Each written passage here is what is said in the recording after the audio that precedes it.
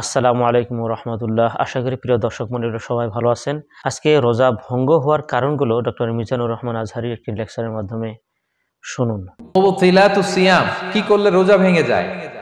Causes that make you fasting null and void, যে কাজগুলো আপনার রোজাকে নাল এন্ড ভয়েড করে দেয়। কি করলে রোজা ভেঙে যায়? তো এটা বোঝার আগে আমরা যদি রোজার সংজ্ঞাটা বুঝি, রোজা কাকে বলে, সিয়াম কাকে বলে, আপনারা নিজেই বলতে পারবেন কি করলে রোজা ভাঙে।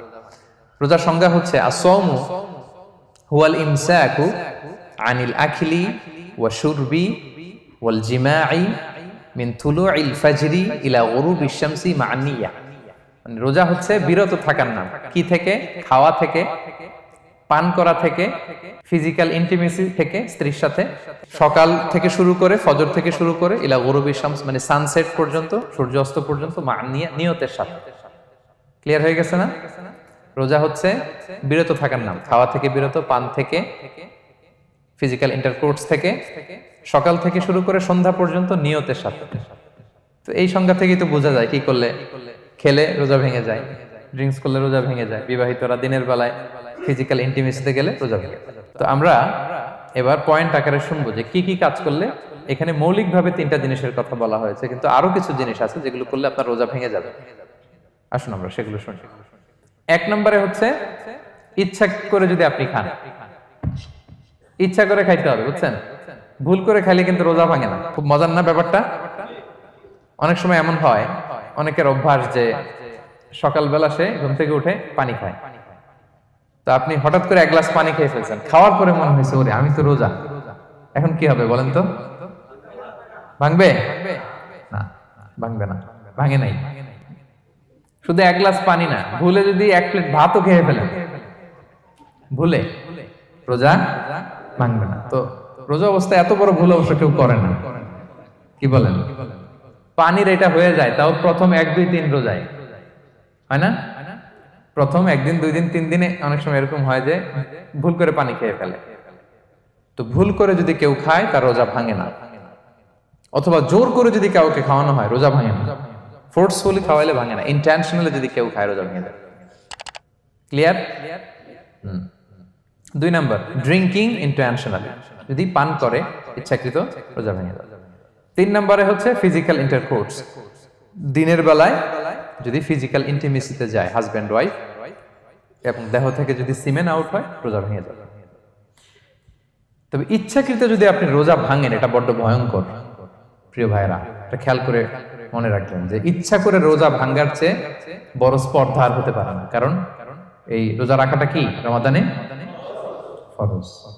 আপনি যদি ফরজ ইচ্ছা করে ভাঙেন তাহলে শুধু কাজা করলে হবে না, কাফারা দিতে হবে। কে দিতে হবে?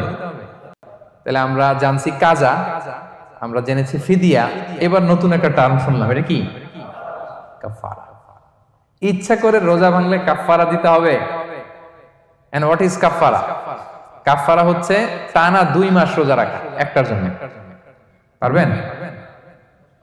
রমজানেরটা রাখতে তো খবর হয়ে যায়, কি বলেন? ইচ্ছা করে যদি কেউ রোজা ভাঙে তার কাজা কাফারা 2টাই লাগবে। কাজা মানে কি? একটা রোজার জন্য একটা রাখা, আর কাফারা 2 মাস 60টা রোজা রাখা। 60 খবর আছে।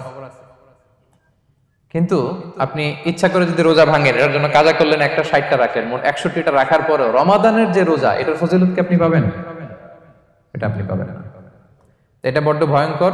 আমরা যেন ইচ্ছা করে কেউ রোজা না ভাঙি। এই ইচ্ছা করে যদি কেউ রোজা ভাঙে অথবা ইচ্ছা করে দিনের বেলায় যদি কেউ ফিজিক্যাল ইন্টারকোর্স করে, তখন তার কাজাও করা লাগবে, কাফারাও করা লাগবে। এই ভুল যেন আমরা কখনো না করি, মনে থাকবে। এবার একটা মজার হাদিস শোনেন, সহিহ বুখারী। এক সাহাবী দৌড়ে এসে রাসূল সাল্লাল্লাহু আলাইহি ওয়াসাল্লামকে বলতেছে, ইয়া রাসূলুল্লাহ হালাকতু ইয়া রাসূলুল্লাহ, হে আল্লাহর রাসূল আমি তো শেষ। সাহাবী বলতেছে, ইয়া রাসূলুল্লাহ আমি তো শেষ। তো তুমি শেষ, কি হয়েছে তোমার? রাসূল সাল্লাল্লাহু আলাইহি ওয়াসাল্লাম বললেন, ওয়ামা আহলাকাক, তুমি কেন, কি সমস্যা? হালাকতু ইয়া রাসূলুল্লাহ লিটারাল মিনিং হচ্ছে, ইয়া রাসূলুল্লাহ আমি তো ধ্বংস হয়ে গেলাম। রাসূল বললেন, কি হয়েছে, কিভাবে ধ্বংস হইলা? তো সাহাবী বললেন, ওয়াকাআতু আলা ইমরাআতি ফি রমাদান, আমি রমাদানের দিনের বেলায় আমার স্ত্রীর সাথে ফিজিক্যাল ইন্টারকোর্স করে ফেলেছি, আমি তো শেষ, ইয়া রাসূলুল্লাহ আমারে বাঁচান। তারপর রাসূল সাল্লাল্লাহু আলাইহি ওয়াসাল্লাম বললেন, হাল তাজিদু মা তা'তিকু রাকাবা, তুমি কি একটা দাস আজাদ করতে পারবে?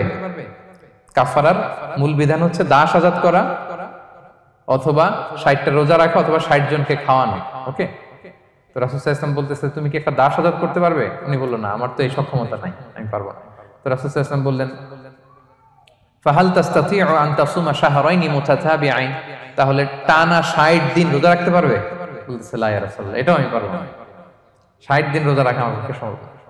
এরপর রাসূল সাল্লাল্লাহু আলাইহি ওয়াসাল্লাম বললেন ফাহাল তাজিদু মা তুতঈমু 60 মিসকিনান, তাহলে 60 জনকে খাবার খাওয়াইতে পারবে? বলতেছে না, এটাও পারবো না।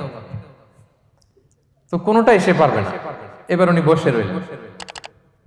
ফাউতিয়া বিআরাকিন ফিহি তাম, হঠাৎ করে রাসূল সাল্লাল্লাহু আলাইহি ওয়াসাল্লামের কাছে এক ঝুড়ি খেজুর আসলো। এবার রাসূল সাল্লাল্লাহু আলাইহি ওয়াসাল্লাম বললেন সেই লোক কোথায় যে কিছুই করতে পারবে না, ডাকো। এবার আসলে এবার রাসূল সাল্লাল্লাহু আলাইহি ওয়াসাল্লাম বললেন তুমি দাসও আজাদ করতে পারবে না, 60 দিন রোজা রাখার নিয়ম এটাও পারবে না, 60 জনকে খাওয়ানো এটারও সক্ষমতা নাই, তাহলে এই যে এক ঝুড়ি খেজুর আসছে আমার কাছে, সদাকার খেজুর, যাও এটা তুমি দান করে দাও আল্লাহর রাস্তায়। এবার উনি বলতেছে আলা আফকারা মিন্না ইয়া রাসূলুল্লাহ, আমার চেয়েও গরীব কাউরে দান করব? রাসূল সাল্লাল্লাহু আলাইহি ওয়াসাল্লাম বললেন হ্যাঁ। উনি বলতেছে যে আমার চেয়ে গরীব মদিনায় কেউ নাই। উনি বললেন ফামা বাইনা লাবাতাইহা আহলু বাইতিন আহওয়াজু ইলাইহি মিন্না ইয়া রাসূলুল্লাহ, এই মদিনায় আমার চেয়ে গরীব, মানে এটার প্রতি মুখাপেক্ষী আমার চেয়ে বেশি কেউ আর নাই।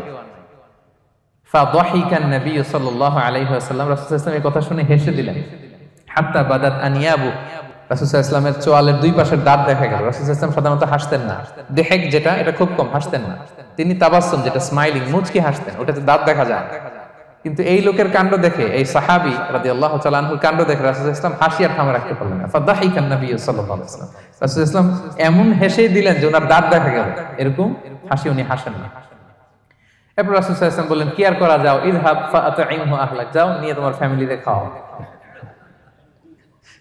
করছো তুমি বড় ভুল, এখানে কাফারা দিতে হবে, 60টা রোজা রাখা, দাস মুক্তি, 60 জনকে খাওয়ানো, কিছুই পারবা না। আসলো খেজুরের বক্স, তোমার সাহায্য করার জন্য দিলাম, যাও এটা সদকা করো। এখন তুমি বলতেছো তোমার চেয়ে গরীব আর মদিনায় কেউ নেই, তো কি আর করা, যাও তুমি খাও। তো এই মজার হাদিসটা এই কাফারা রিলেটেড হাদিসের মধ্যে এসেছে। তো যদি আপনি ভুল করে, আপনি যদি ইন্টেনশনালি ইচ্ছা করে যদি রোজা ভেঙে ফেলেন, প্রিয় ভাইরা, এটা কিন্তু বড্ড ভয়ঙ্কর। এটার জন্য আপনার কাফারা দিতে হবে, 60টা রোজা রাখতে হবে। এটা যদি না পারেন 60 জনকে খাওয়াতে হবে। কোনোটাই তো সহজ না, কি বলেন? অনেক ব্যয় সাপেক্ষ। গেল 3টা গেল। আর কি করলে রোজা ভেঙে যায়? ইচ্ছা করে যদি বমি করে রোজা ভেঙে যাবে, তবে অনিচ্ছা সত্ত্বে বমি আসলে রোজা ভাঙে। ক্লিয়ার? রাসূল সাল্লাল্লাহু আলাইহি ওয়াসাল্লাম বলেছেন মান দারাআহুল কাইউ আই গালাবাহু ফালাইসা আলাইহি কাদা, কেউ যদি অনিচ্ছাকৃত বমি আসে কাজা করা লাগবে না। ওমান ইস্তাকা, কেউ যদি ইচ্ছা করে বমি করে আমদান ফালিয়াখদি, সেজন্য এই রোজাটা কাজা করে। আচ্ছা, 5 নাম্বার হচ্ছে আল ইস্তিমনা, মানে মাস্টারবেশন, হস্তমৈথুনের মাধ্যমে কেউ যদি সিমেন আউট করে তাহলে তার রোজা ভেঙে যাবে, এবং এটার জন্য কাজা কাফারা দুইটাই লাগবে। 6 নাম্বার স্মোকিং। স্মোকিং যদি রমাদানে কেউ করে রোজা কিন্তু শেষ। এদিকে আমার মাসালা শেখায় না নতুন করে, অনেকে অনেক ডানে বায়ে মাসালা করে যে হুজুর এটাতে এই, ওটাতে এটা তো ধোঁয়া, এটা তো এই না।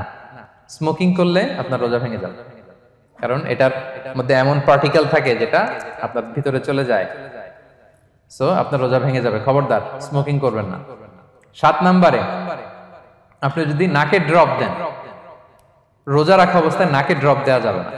হ্যাঁ, নাক হচ্ছে gateway to reach in the stomach, এটা স্টোমাকে পৌঁছার একটা গেটওয়ে।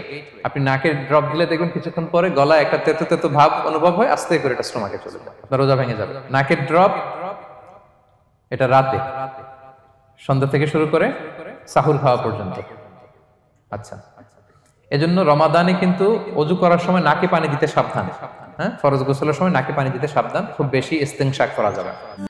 তো প্রিয় দর্শক মণ্ডলী, রোজা ভঙ্গ হওয়ার কারণগুলো শুনলেন। ডক্টর মিজানুর রহমান আজহারী বুখারীর একটি হাদিসে উল্লেখিত একটি হাদিস পড়েছেন এবং আমাদেরকে শুনিয়েছেন। রমজান মাসে যদি আমরা একটা রোজা ইচ্ছাকৃতভাবে যদি ছেড়ে দিই বা ভেঙে ফেলি, তাহলে আমরা যদি পরবর্তীতে কাফারা যেটা বলেছেন উনি, 60টি রোজা রাখতে হবে। আর যদি 60টি রোজা যদি কেউ রাখতে না পারে, তাহলে 60 জন মিসকিনকে খাওয়াতে হবে। আর এটা কত একটা কঠিন ব্যাপার।